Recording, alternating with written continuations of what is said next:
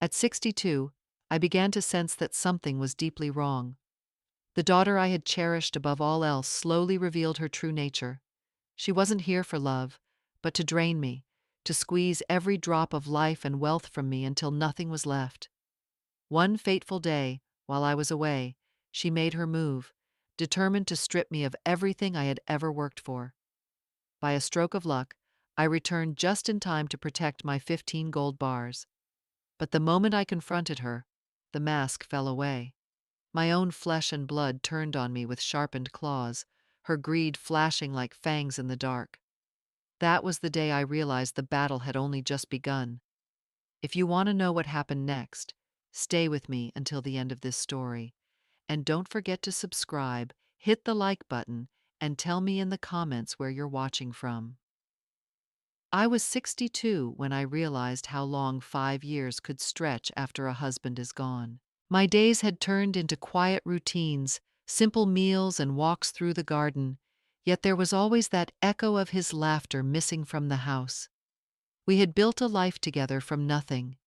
We were never rich, but we were careful, saving every penny and dreaming not for ourselves, but for the daughter we loved. Every new dress she wore, every book she read, came from sacrifices we made with quiet joy. Our biggest achievement was not in property or fancy cars, but in 15 gold bars kept in the family safe. They shone like a lifetime of sweat and long hours, a small treasure forged out of decades of frugality and trust. To me, they were more than metal. They were proof that our hard work meant something lasting. My husband would sometimes pat the safe and smile, saying this was our promise that our daughter would never have to struggle as we had. When he passed, the house grew unbearably silent. Nights felt endless, and mornings brought no comfort. I tried to fill the void by pouring every ounce of love I had left into my daughter. She was the one connection to him that I could hold on to, the living piece of the life we had built. I believed she understood. I believed she valued what we had given. I cooked her favorite meals when she visited. I listened to her stories even when they were rushed and distracted.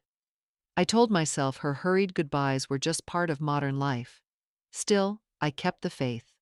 In her I placed all my trust, certain that she would honor both my love and her father's memory. There were nights when I sat in front of the safe, running my hand across the cold surface, and I whispered to my husband as if he could hear me. I told him I was still strong. I told him our daughter was our pride and joy. And I told myself that despite the loneliness, despite the grief that clung to me, I was not alone because she was still with me. That was the hope I lived on. I remember the years when I worked until my back ached and my hands were raw just so my daughter could have a chance at a better life. I packed lunches in the dark before dawn, rushed to clean houses and sew clothes, and returned home late, still finding strength to help her with homework. I told myself every hardship was worth it if it meant she could grow strong and stand on her own feet. Even after she graduated and found work, I could not shake the instinct to help. I would slip her money when she said her rent was due, or when she wanted a new course to improve her career. It felt natural then, like a continuation of motherhood. But slowly, the requests grew. At first it was small things, a utility bill she forgot to pay, a prescription she needed. I reached into my savings without a second thought. Then it became larger, a car payment, a credit card balance, a vacation she claimed she desperately needed to rest from stress. Each time she explained, her words carried a weight of urgency, and I believed her. I told myself she was young, life was expensive, and my support was temporary. I did not see how dependence was hardening into habit. She stopped speaking of plans for her future and only spoke of what she lacked today. Her calls began with complaints and ended with requests. I convinced myself it was just a rough patch, that soon she would find her footing. When I hesitated, she would sigh, reminding me of all I had promised her since childhood, and guilt would flood me until I gave in. I began to notice the shift in her tone. Gratitude faded, replaced by expectation. Money no longer felt like a gift, but an obligation. The warmth between us thinned each time she treated my sacrifice as routine. I longed to hear her ask about my health, or sit with me over tea without an ulterior motive. But those moments grew rare. Still, I held on to hope, telling myself she only needed time. A mother's heart is stubborn that way. I could not imagine then how this pattern would unravel the trust I once held so firmly. I still remember the night she showed up at my door, her eyes red and swollen as if the world had broken her spirit. She threw herself into my arms, sobbing so hard that her words came out in fragments. She told me she could not endure her marriage anymore, that she had signed papers, that she had nowhere else to go. My heart tightened at the sight of her trembling shoulders. I thought of the nights I had once spent alone after losing her father, and I believed her pain was real. Without hesitation, I told her to stay, to rest, to come back home where she belonged. For a brief moment, I felt needed again. I prepared her favorite soup, laid fresh sheets on her bed, and listened as she poured out grievances against her husband. I comforted her, convinced myself that she was wounded, and assured her that family was her refuge. I thought this was temporary, a storm she would weather until she could rebuild her life.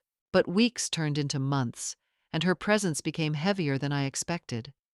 She no longer looked like a woman struggling to survive, but rather one who had found a cushion for her every need. Bills began to arrive with her name on them, yet she placed them on my table with a careless shrug. Electricity, water, credit cards, even luxury shopping sprees found their way into my checkbook. At first, I told myself she was just adjusting, but deep down I began to sense a different truth. Her tears dried quickly, replaced by demands and complaints. She spoke of her supposed hardships while wearing new dresses and carrying handbags that cost more than my month's pension. Each time I questioned, she smiled weakly and said she was still recovering from the divorce. My heart wanted to believe, but my mind whispered doubts. Gradually, the pattern became too sharp to ignore. She had not stumbled into crisis, she had orchestrated her return. What I thought was a refuge had become her stage, and I the audience watching a performance meant to draw sympathy and resources. I sat alone some nights, staring at the safe that held the gold bars, and a chill passed through me. I realized this was not about heartbreak. This was a long game she was playing, one where my love and sacrifices were the pawns she moved with practiced ease. I tried many times to speak softly, hoping kindness would guide her back. At the kitchen table, while she scrolled through her phone showing me shoes and handbags, I would remind her that money should be spent on what was necessary. I told her electricity and food were enough, that luxuries could wait. She would nod quickly, her smile sweet and eager, promising she understood. For a moment, I almost believed her. Yet a week later, another package would arrive at the door, another bill slipped onto my pile, another sign that her words were only smoke. Her compliments often came before the requests. She would call me strong, generous, the best mother any daughter could hope for. She knew how to use her voice like velvet, wrapping me in warmth for a few seconds before cutting me with the reality of her demands. I began to feel the rhythm of her charm, the cycle of flattery followed by disappointment. It was not the lost money that hurt me most. It was the dawning realization that my only child saw me less as her mother and more as a resource to be tapped. Late at night, when the house was quiet, I would sit in the dark living room and let the truth settle in my chest. My heart ached not from the weight of bills, but from betrayal. This was the daughter I had carried, the child I had worked myself to the bone for, the young woman I had believed would stand beside me as family. Instead, she used my love as leverage, twisting it to her advantage. I felt loneliness pressing on me in ways I had not known even after my husband's death. Grief had left me empty, but not ashamed. This new pain came with shame, the question of how I had raised a child who could take so much without giving anything back. Sometimes I wanted to scream, but the words died in my throat. Other times I wanted to hold her and beg her to remember who we once were together, but I feared she would only smile, make another promise, and break it again. The silence between us grew heavy. Each broken promise carved away at the bond we once shared. I still cooked her meals and washed her dishes, yet I felt invisible. I wondered if the audience of my life could see the same thing I now saw clearly. an old woman who had spent her whole life working, only to sit across from her ungrateful child and realize love was not enough to protect her from being used. I was away for a weekend wedding in another state when the message came. My phone buzzed with a notification and I saw her name. I thought perhaps she was checking on me, maybe even missing me while I was gone.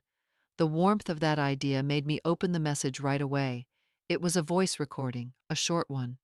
At first, I assumed it had been sent by mistake, but curiosity urged me to listen. The moment her voice filled my ear, my chest tightened. She sounded sweet, almost playful, but the words cut deep. She said she could not wait until she had taken the gold, that then they would go on the trip of their lives. She said being apart from him for a month was unbearable, that living with me was suffocating. I froze in my hotel room, the laughter of wedding guests drifting faintly through the hallway while I sat in silence, the phone trembling in my hand. My mind tried to reject what I had heard, but the recording played again in my memory, each syllable like a blade. She was not divorced. She had not come home to heal. She had come with a plan, and I was the fool who welcomed her into my house, into my trust. A few seconds later, the notification flashed again. She had deleted the message, but it was too late. I had already heard it. No amount of retraction could erase the sound of her betrayal. I stared out the hotel window at the city lights, my reflection in the glass pale and unfamiliar.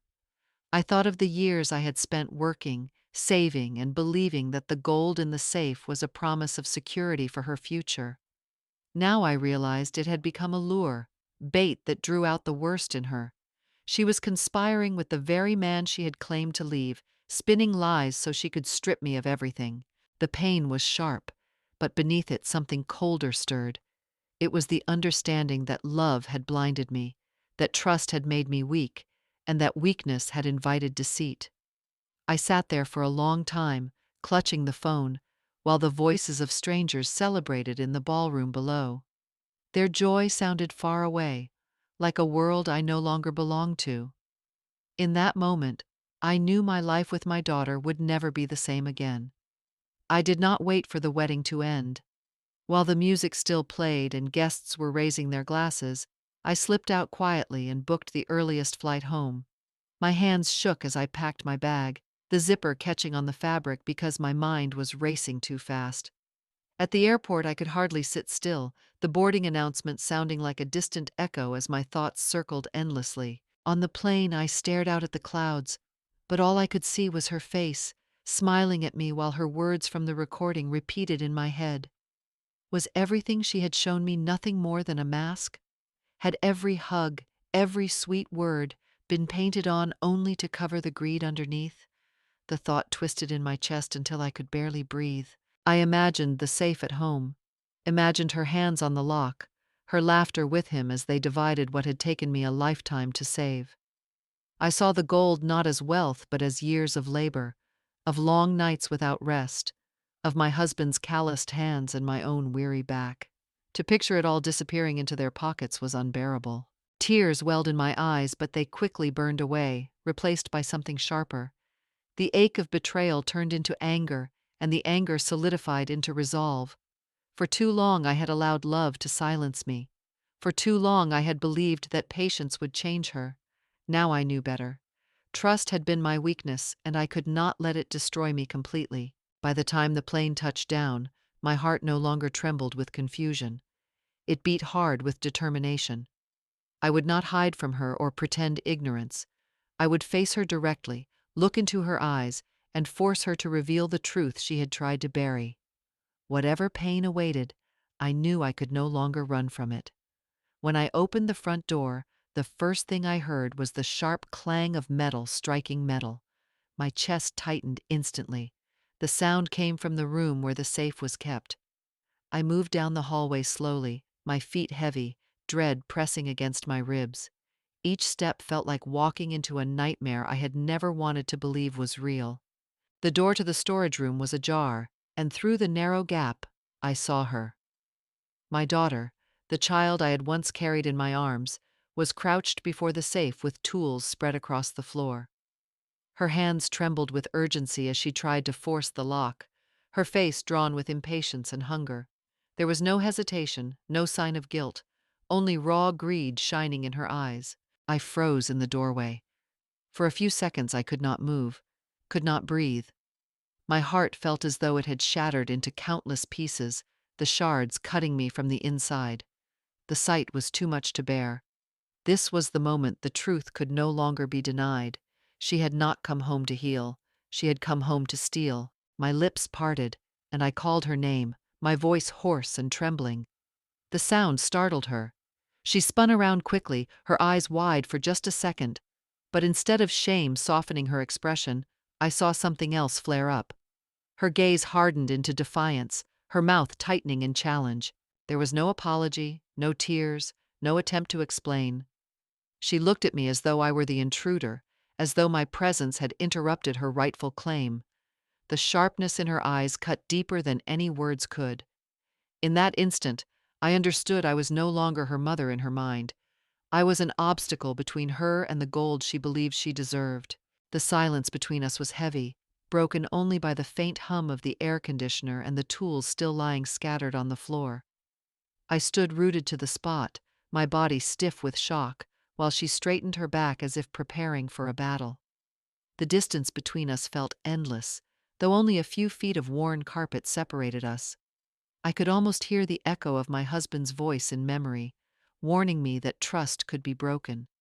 Now, watching my daughter glare at me with cold hostility, I knew the warning had come true. The moment I called her name, her face twisted into something I had glimpsed before, but had never wanted to believe was real.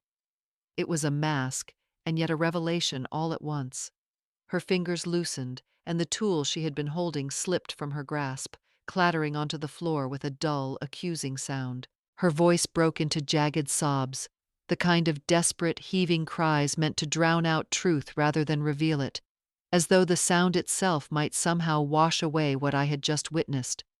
She pressed a trembling hand against her chest as if her heart hurt from my accusation and cried that I was cruel, that I had never truly understood her struggles, that I was selfish for clinging to money while she suffered in silence.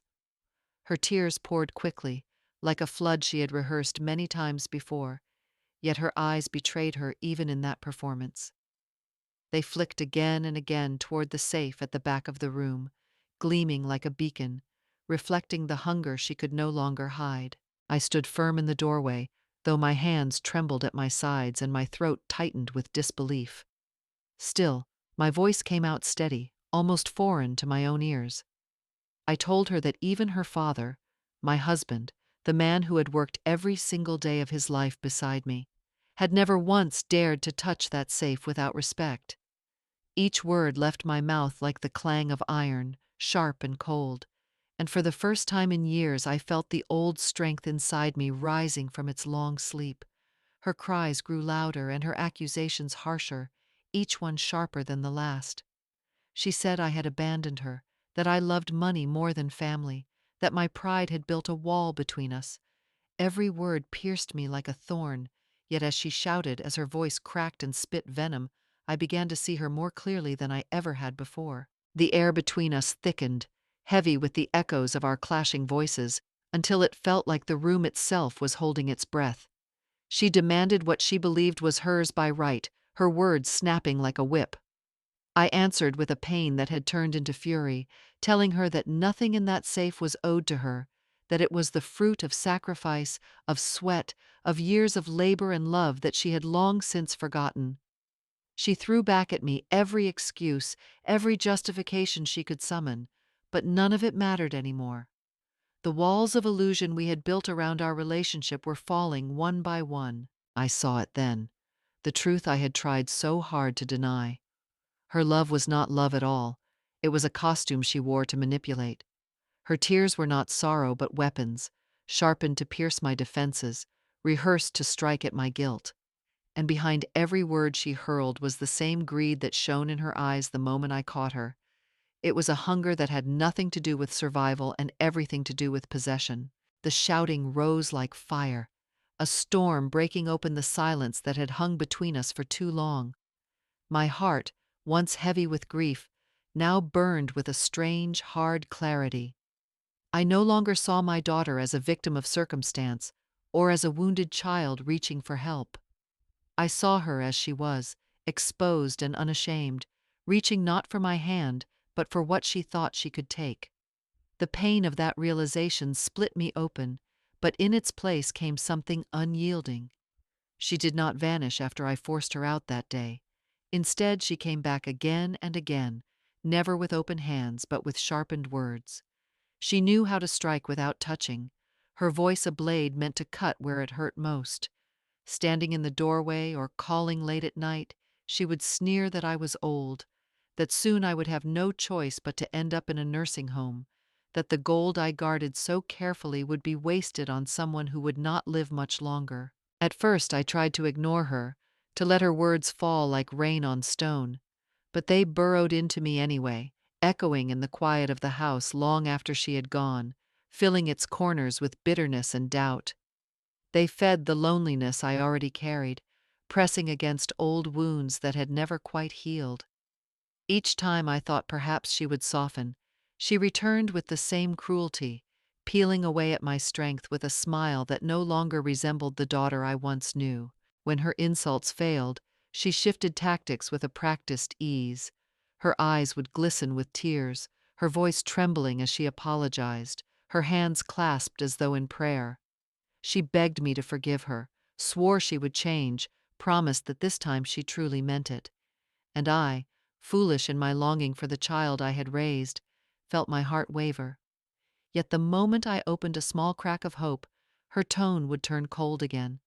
She would hint at selling the house, speak slyly about how I should rest while she took charge, as though my life and labor were hers to inherit without question, as though everything I had fought for belonged to her by default. It became a cycle I could trace like clockwork. The cruelty, the tears, the false remorse, the threats, each stage performed with the same precision. She circled me with her words, tightening her net, trying to weaken my defenses, trying to break down the last fragments of my independence. What hurt most was not the talk of gold or the house. It was the realization that the love I once trusted had curdled into manipulation. She no longer sought my embrace. She sought control, and she would dress that hunger in any costume she thought would move me. Some nights I lay awake, staring at the ceiling, hearing her voice repeat over and over that I was too old, too weak, too close to the end to matter. Yet in those hours of darkness, I also felt something growing stronger within me, something small but steady. Beneath the sorrow and the sting of betrayal, I sensed the ember of defiance. She wanted me to surrender, but I knew I could not. If I gave in, I would not only lose the gold or the house, I would lose myself, and that was the one thing I still had the power to protect. I began to feel the unease growing inside me, stretching like a shadow that followed me into every room and corner of my life. What had once been the comfort of family now became a constant heaviness, a stone pressing on my chest. Each word from my daughter, no matter how ordinary it sounded on the surface, carried the edge of a blade, cutting deeper with every exchange. The bond that should have been a source of warmth and protection had transformed into a burden I carried alone, pressing down until I could hardly breathe or think without pain. Even silence between us felt sharp, like a warning waiting to strike. Her behavior no longer matched the promises that slipped from her lips. She swore with trembling words and downcast eyes that she would change, that she would prove herself worthy of forgiveness. But her eyes always betrayed her, cold, calculating, holding a glint that contradicted every tear she shed. She said she wanted to care for me, to stand beside me in my final years, yet her tone carried another meaning, an impatient undercurrent, as though she were waiting for me to step aside, to surrender. Each smile felt too polished, each apology like a line rehearsed from a script. I realized with a painful certainty that I could not afford to take her words at face value ever again. For the first time, I chose not to answer with anger or pleas. Instead, I embraced silence, a silence heavy but deliberate. I watched, I listened, I let her speak, and in the space between her words, she revealed more than she intended. The distance I created became my shield, giving me room to think, to breathe, to see her with a clarity I had never allowed myself before. Every unusual glance, every whispered phone call, every sudden shift of subject etched itself into a pattern that grew sharper in my mind. Years of handling money and protecting the little my husband and I had built had taught me one lesson. Feelings were fragile, but proof was undeniable. No matter how deeply my heart ached, I knew love alone would not shield me from harm. If I wanted to protect the work of a lifetime, if I wanted to protect myself, I needed more than hope or trust. I needed evidence, something solid, something that could not be twisted. So I began to plan quietly. I spoke less, shared less, and observed more. I remembered my husband's steady voice, his lessons about vigilance, how trust must always walk hand in hand with caution.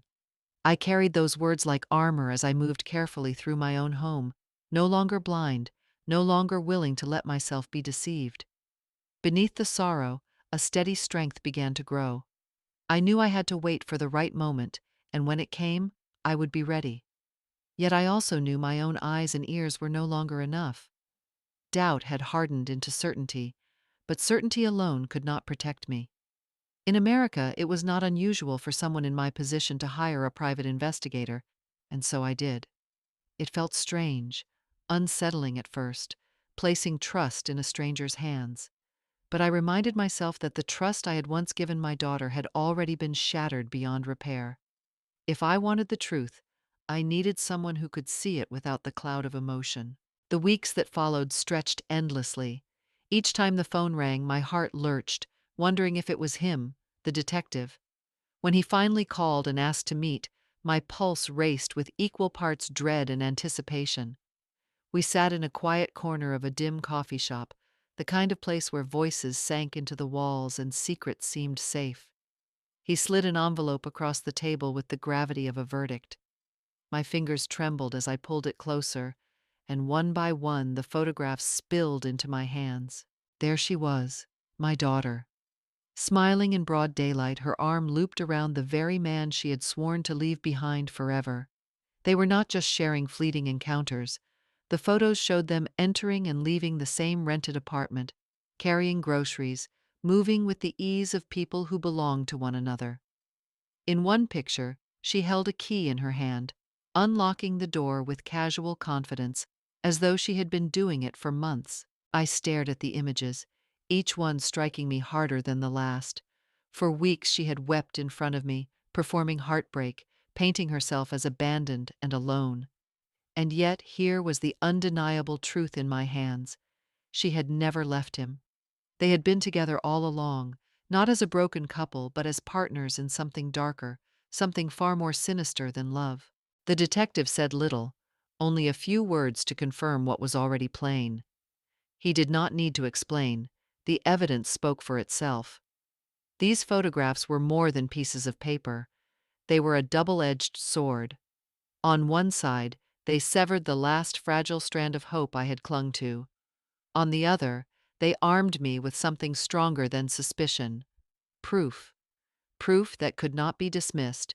Proof that revealed betrayal in its rawest, most unforgiving form. I slipped the pictures back into the envelope, my breath shallow, my hands cold as stone. Part of me wanted to tear them apart, to rip away the sight of her smiling beside him, to pretend I had never seen them. But another part, the part that pain had hardened into something unyielding, told me to hold on tight. These images were no longer just memories of deception. They were my shield, my weapon, and the beginning of my fight back. The envelope was not the only thing the detective handed me that day. With a steady hand, he placed a small black device on the table, a recorder that carried weeks of captured evidence. Its presence alone seemed to thrum with menace. Later that night, in the silence of my bedroom, I pressed play.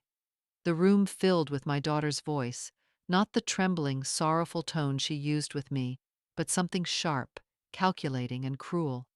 She laughed as she told him that once I signed the papers for the nursing home, everything would be finished. Her words pierced through me like shards of ice, slicing through every fragile piece of hope I had left. I sat frozen, unable to move, listening to the child I had raised speak of me as though I were nothing more than an obstacle, a hurdle to be pushed aside and erased. Alongside the recordings were piles of documents the detective had gathered. Bank statements, credit card bills, and transaction histories spilled across my lap, laying bare the truth I had long suspected but never wanted to believe. Designer handbags, luxury vacations to places I had never seen, candlelit dinners in fine restaurants, all funded by withdrawals from my accounts. Each line of print told the same cruel story. She had not been struggling. She had been feasting. While I clipped coupons and rationed my days in frugality, believing I was helping her survive, she was living in excess, spending freely without shame. The detective's report was meticulous, his language precise and stripped of pity. He described a plan too deliberate, too polished, to dismiss as coincidence. She had never divorced him. The separation, the tears, the dramatic return home, it had all been theater. Together they had scripted every act, win my sympathy, drain my resources piece by piece, and finally strip me of the gold and the house once I was too weak to resist. The photographs had been painful enough, but these words, these numbers, these recordings carved deeper wounds. They left no room for excuses, no space for denial. I leaned back in my chair, papers scattered across my lap, my daughter's voice still echoing in my ears. A plan born not from desperation, but from greed. Every smile she had given me, every tear she had shed, had been rehearsed like lines from a cruel play. I realized with a shock so brutal it stole my breath that I had not been living with my daughter at all. I had been living with a stranger who wore her face like a mask. The twist of truth was so devastating that for a long moment I could not breathe. Anger welled up inside me, hot and consuming, but beneath it there was something darker and steadier: clarity. The audience of my life, anyone who could see these truths, would feel it too. The indignation at such coldness, the horror at such betrayal. This was not a simple quarrel between mother and child. This was an elaborate scheme, crafted by the very person I had given everything to, a betrayal staged with precision and malice. The rage that rose in me was not mine alone. I felt it as a universal anger, the kind anyone would feel upon discovering such treachery. Yet I knew rage was not enough. Anger alone would not protect me. Once the mask was torn away, there was no going back, no pretending ignorance. I could no longer rely on hope, nor let myself be blinded by love again. Quietly, without a word to my daughter, I reached out to the family lawyer who had once guided my husband and me through the labyrinth of property documents so many years ago.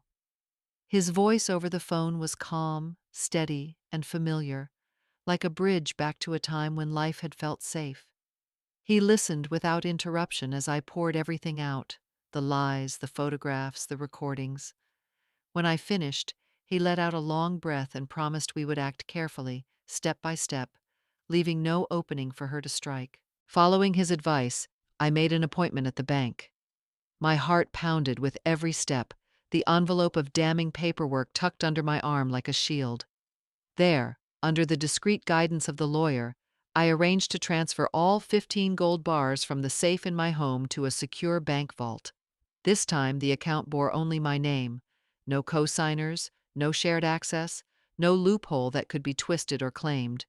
As I watched the clerk record my signature, I felt something shift inside me, a fragile but undeniable sense of safety, a reassurance I had not felt in months. But we did not stop there. The lawyer suggested I purchase additional insurance, a policy that would cover loss, theft, or unforeseen disaster. I signed the documents with a firm, unshaking hand. Each stroke of the pen felt like a vow, a declaration that I was no longer a victim but the guardian of my own life's work. I had been cautious all my life with money, but now I was cautious with my very future, my dignity, and my independence. Walking out of the bank that afternoon, I felt the weight of years lift slightly from my shoulders. The gold was no longer within reach of greedy hands, no longer a prize waiting to be stolen in the night. It was protected, recorded, locked beneath layers of law and steel. My daughter's schemes, so carefully woven, would now crash against a wall she could not climb. And in that moment, I understood something vital. Intelligence, not confrontation, would be my weapon.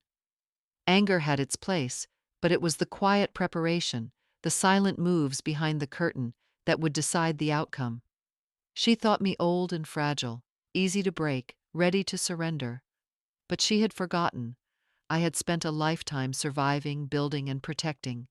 And now, with the law and the bank on my side, her plan was already unraveling, thread by thread. I sat across from the lawyer's polished wooden desk, the papers neatly stacked in a precise line before me. The room carried a hush, broken only by the faint ticking of a clock on the wall and the soft tap of my pen against the table. My heart was steady now, no longer trembling the way it had just weeks earlier when the betrayal first came to light. I had cried then. I had grieved. I had felt as though the very ground beneath me had been torn away. But those storms had passed. What remained was something harder, more resolute. The lawyer spoke slowly and clearly, explaining each clause as if he knew the gravity of every word. Finally, he slid the new will across the desk, and I lowered my eyes to read the lines that would forever reshape the future of my estate. My daughter's name was gone, vanished. There was no mention of her anywhere in those pages, no claim she could twist, no loophole she could seize, no foothold to cling to. Instead, everything I had built, guarded, and sacrificed for, 15 gleaming gold bars, the house filled with memories, my carefully tended savings accounts, was entrusted entirely to my grandson. If he was of age when the time came, it would all be his. If not, the bank would safeguard it, locking it away until he was old enough to claim it with responsibility, free from anyone's manipulation. This was not cruelty. This was protection. I had already witnessed the corrosive power of unchecked greed, how it could hollow out a soul until nothing remained but hunger.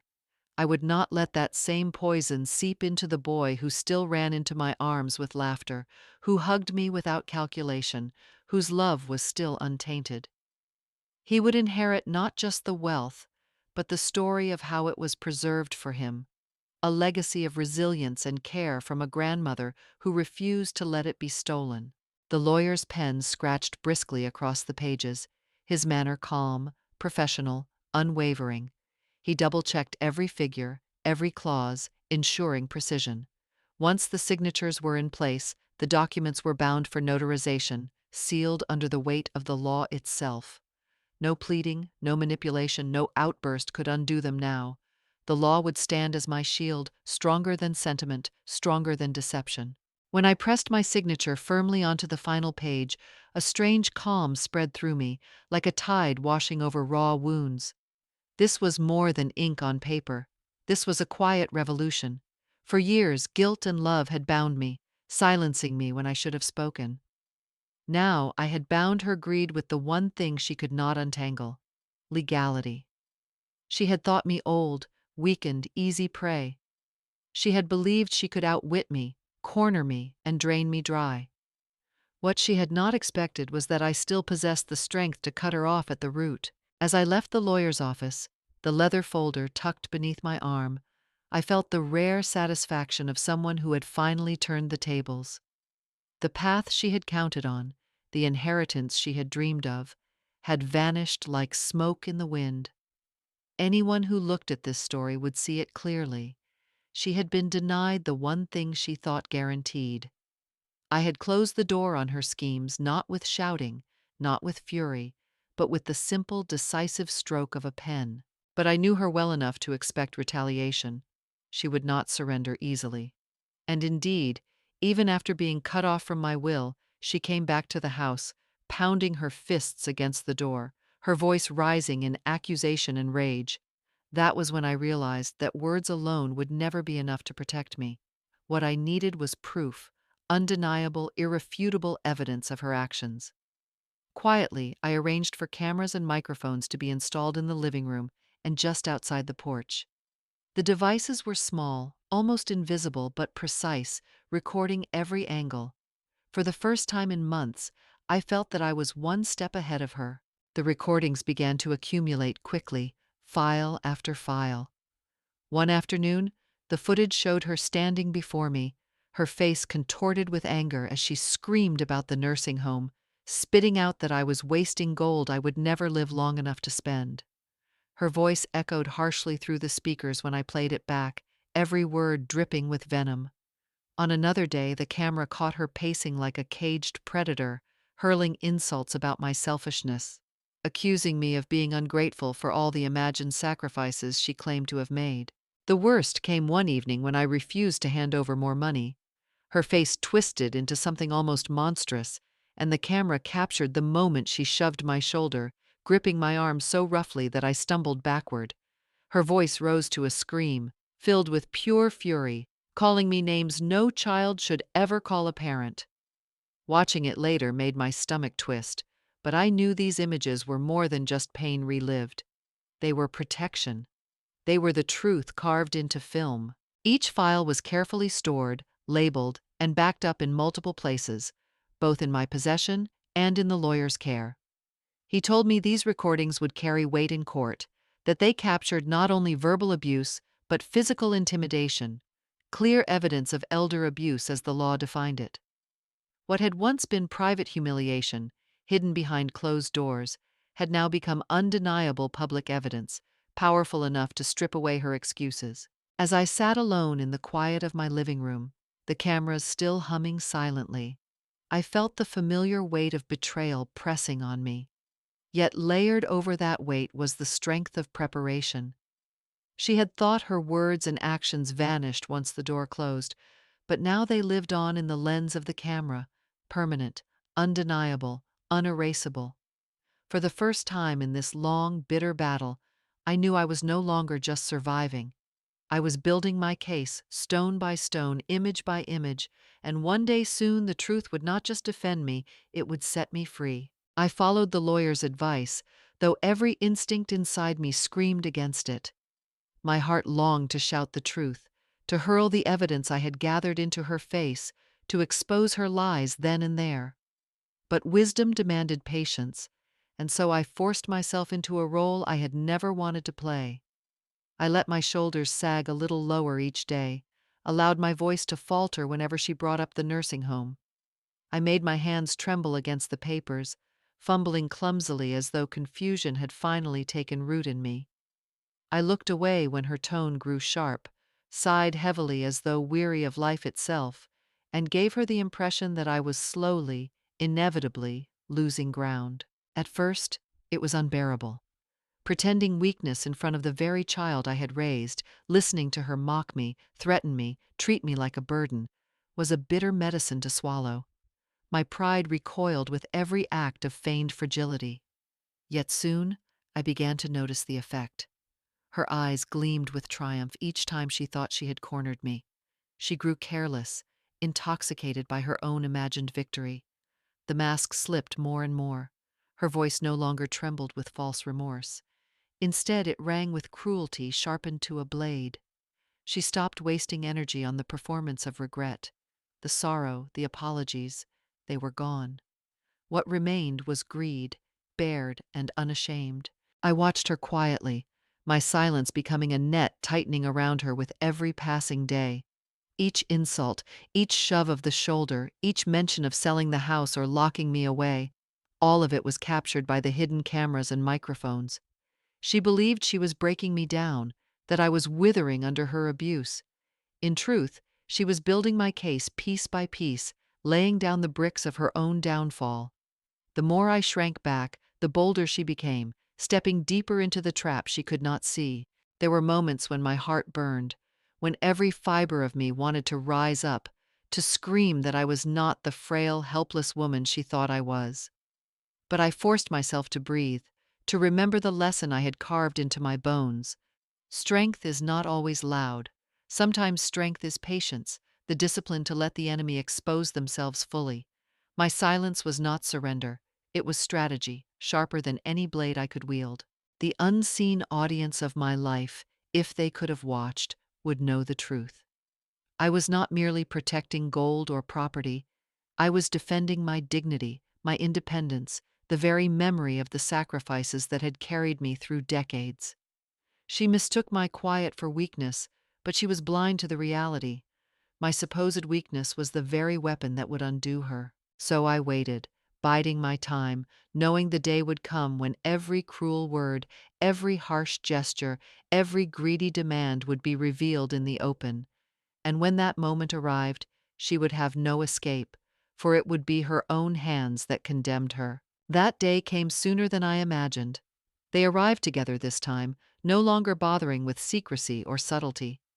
My daughter walked into the house with that too wide smile plastered across her face, her arm linked confidently with the man she still dared to call her ex-husband.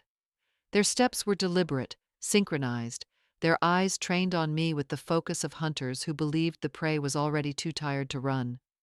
She set a folder on the coffee table with an air of ceremony, her voice syrupy sweet as she insisted I needed rest, that a nursing home would provide me with better care, that doctors there would ensure my health. I listened in silence, my hands folded neatly in my lap, my heartbeat steady even as my chest burned with fury. She continued, weaving her lines about how she worried for me, about how lonely and difficult life must be for someone my age. Her words were polished, rehearsed to perfection, but I could see the impatience twitching at the corner of her jaw. Her eyes flicked not to me, but to the folder, again and again, as though the papers inside were all that mattered. Then he stepped forward, arrogance radiating from his posture. He carried a neat stack of documents, his tone calm, official, dripping with authority he had not earned. He announced himself as my legal guardian, as if it were already fact. He tapped the folder and urged me to sign, insisting it was nothing more than a voluntary care agreement. His eyes gleamed with smug confidence, as though the victory had already been sealed. I glanced down at the pages, letting my gaze skim over the words dressed in soft, deceptive phrases, lines about well-being, about support, about peace of mind. But I knew better. Buried beneath that velvet language was the dagger, the surrender of my rights, my home, my gold, my independence, everything I had built across a lifetime. Signing would not be safety. Signing would be erasure. For a long moment the room was still. They thought they had me cornered, that age and weariness had dulled my mind. My daughter leaned in close, her voice breaking into feigned tenderness, as she whispered that she only wanted me safe, that this was for my own good. Yet her eyes betrayed her hunger, fixed once more on the papers like a wolf staring at meat. I let the silence stretch until it grew thick and uncomfortable. I watched them grow bolder, certain that victory was already theirs. But inside me, my resolve only hardened. What they saw as weakness was not defeat. It was preparation. This so-called final blow would not destroy me. It would become the very evidence that unmasked them, that revealed their true faces to the world. The pressure on my wrist was unbearable, the pen digging into my palm, when suddenly the sound of the front door slamming open cut through the chaos. All three of us froze.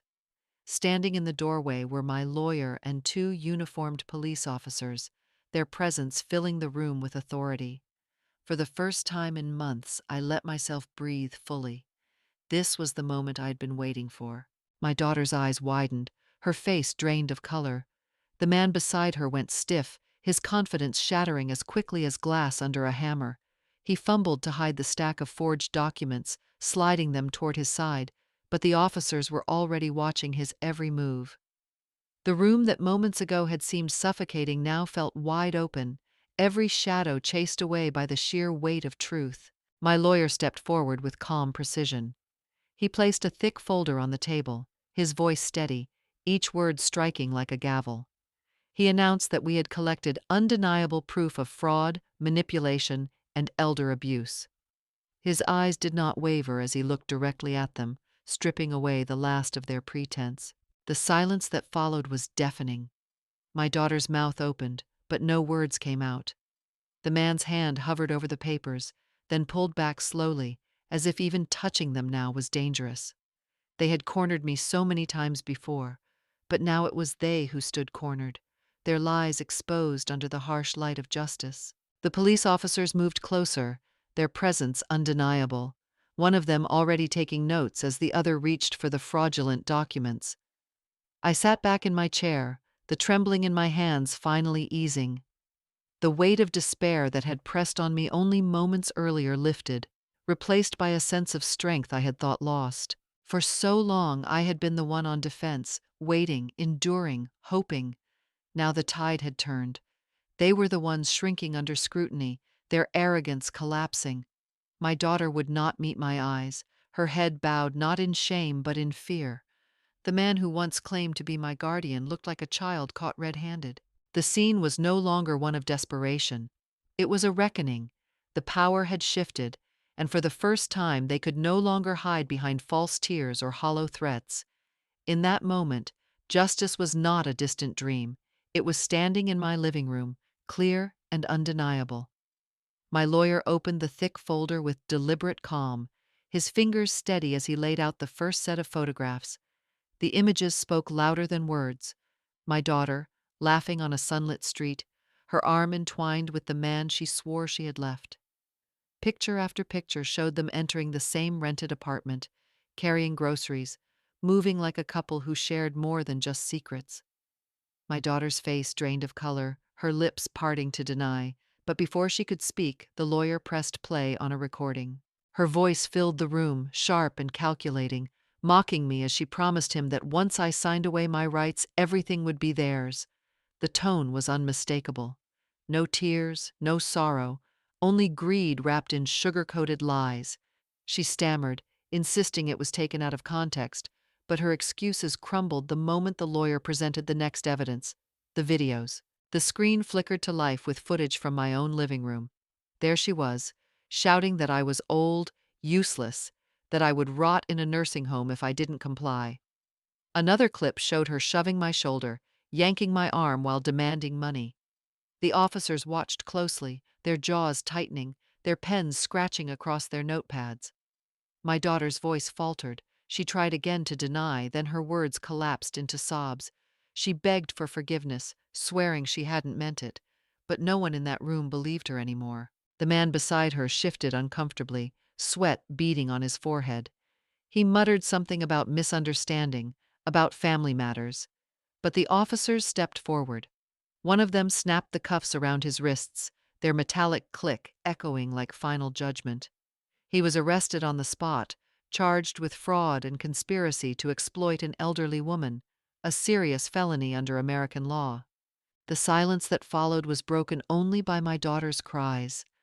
They were not the tears of sorrow I had once comforted, but the desperate sobs of someone watching her carefully woven mask tear apart in front of everyone. The humiliation was complete.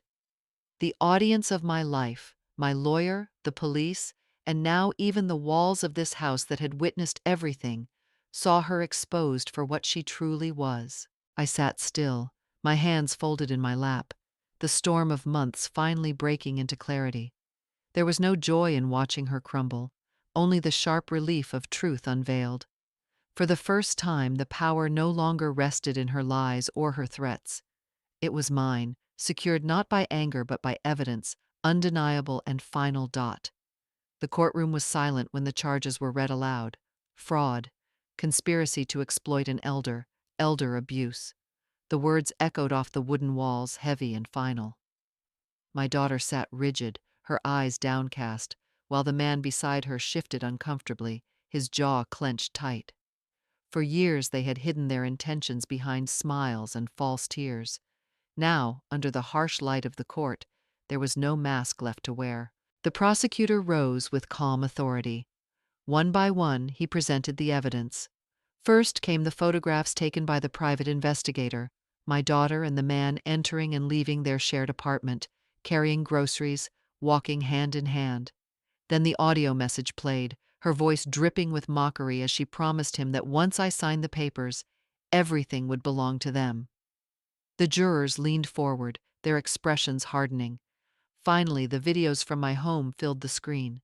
My daughter's voice thundered through the speakers as she shouted at me, threatened me, and in one clip shoved me so hard I nearly fell. The weight of the truth pressed on the room until no one could deny it.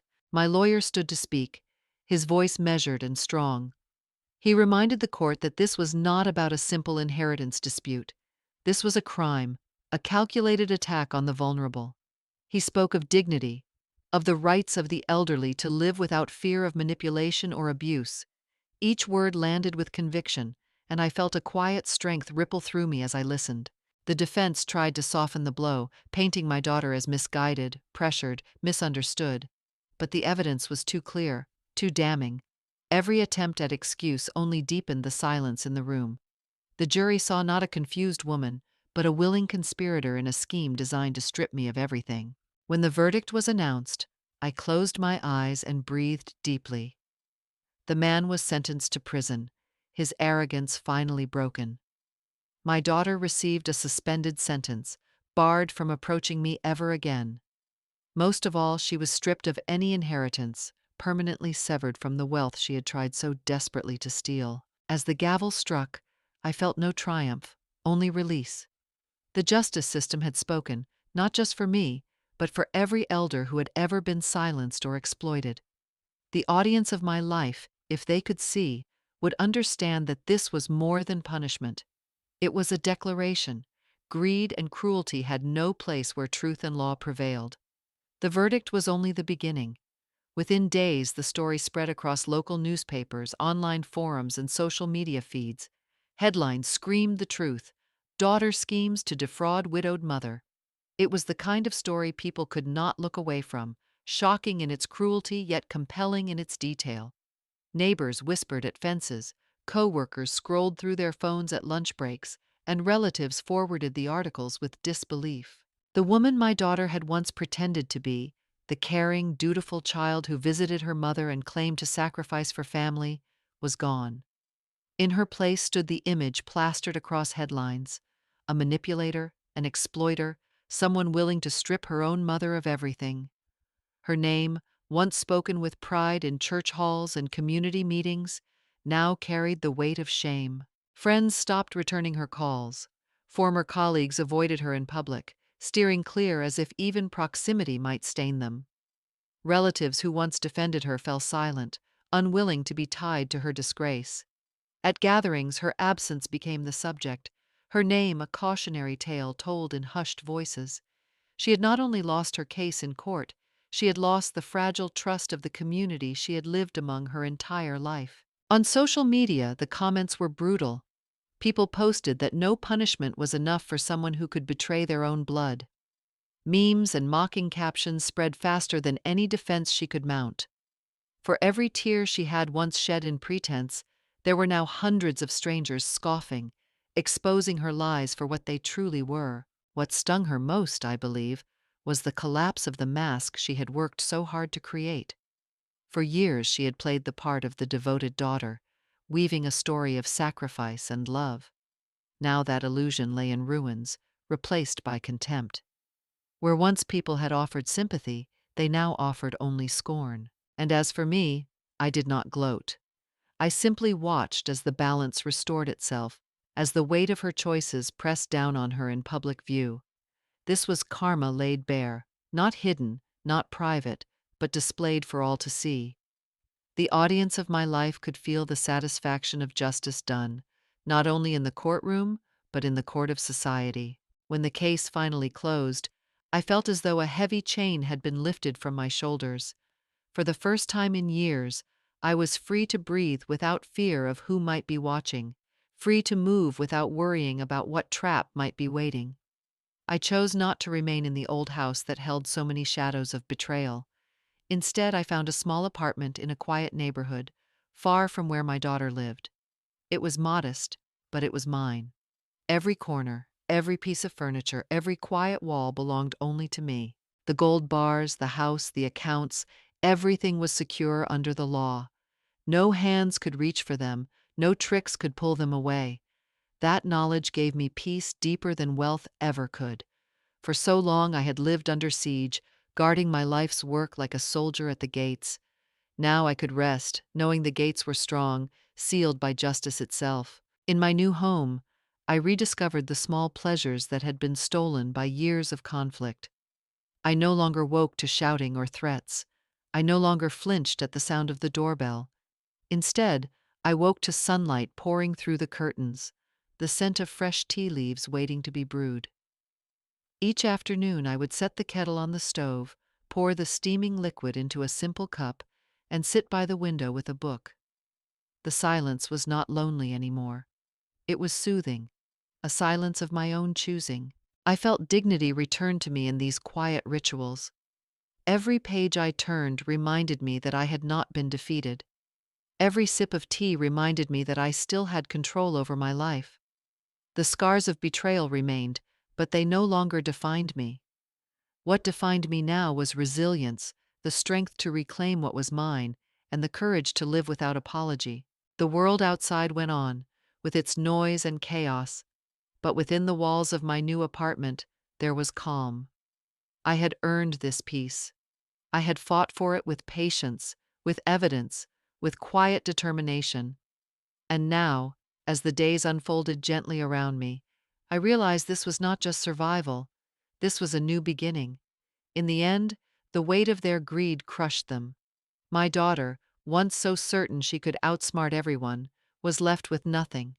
She lost the inheritance she had counted on, the respect of her community, and the trust of her own family.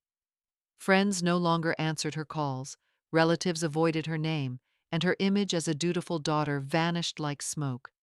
She had gambled everything on betrayal, and in return she was left alone, stripped of wealth, dignity, and love. The man who had fueled her schemes fared no better. His sentence sent him behind bars, and with it went his career, his reputation, and the fragile pride he had worn like armor. In prison, he would have time to reflect on how ambition without conscience had destroyed his life. The world he once walked with arrogance was gone, replaced by concrete walls and iron bars. It was a price he had earned in full. As for me, I stood on the other side of the storm, not broken but steady. My gold, my home, and my savings were safe, protected under the law. More importantly, my dignity had been preserved. I had proven, to myself, to my community, and to anyone who cared to see, that old age does not mean weakness. We are not powerless simply because the years have marked our faces. With patience and wisdom, we can stand tall even against betrayal from our own blood. Looking back, the lesson was clear. Greed devours itself. It promises riches but delivers ruin. Those who chase after wealth through cruelty and lies will find their lives consumed by the very hunger that drives them. But justice, though slow, will always arrive. And wisdom, quiet, deliberate, steady, will shield those who hold on to their integrity. That truth lingered in me like a quiet flame. I did not need revenge, for revenge had already unfolded in the natural order of things. What remained was peace, the knowledge that I had survived with honor intact. And perhaps, somewhere in the wreckage of her downfall, my daughter too would see that greed had not destroyed me. It had destroyed her. As I sit now in the quiet of my new life, I realize that my story is not just my own. It is a mirror held up to countless women who have given everything, love, labor, sacrifice, only to be told that age makes them weak, that their voice no longer matters. But I have learned that age is not an ending. It can be a season of strength, of wisdom, and of reclaiming what is rightfully ours. If you're listening to this story, I invite you to think about your own. Maybe you too have faced betrayal, manipulation, or the quiet sting of being underestimated. Maybe you carry scars no one sees, the weight of sacrifices that others have forgotten. I want you to know this. You are not powerless. You are not invisible. Your life, your dignity, and your independence are worth protecting. Do not be afraid to stand up, even when it feels like you are standing alone. Do not be afraid to seek help, to gather proof, to trust the law and your own instincts. Strength is not always loud. Sometimes it is the quiet decision to protect yourself, the calm resolve to say enough, the wisdom to prepare before others even realize you are ready. My story shows that justice is possible. Betrayal may wound, but it cannot define us. What defines us is how we rise afterward, how we choose to protect our dignity, and how we inspire others by refusing to bow to cruelty. So I encourage you, tell your story. Share it with a friend, with a community, with the world. Each story is a light, and when we hold those lights together, the darkness of abuse and exploitation cannot survive. Let my journey be a reminder that no woman, no matter her age, should ever doubt her strength. You are enough. You are capable, and you deserve peace.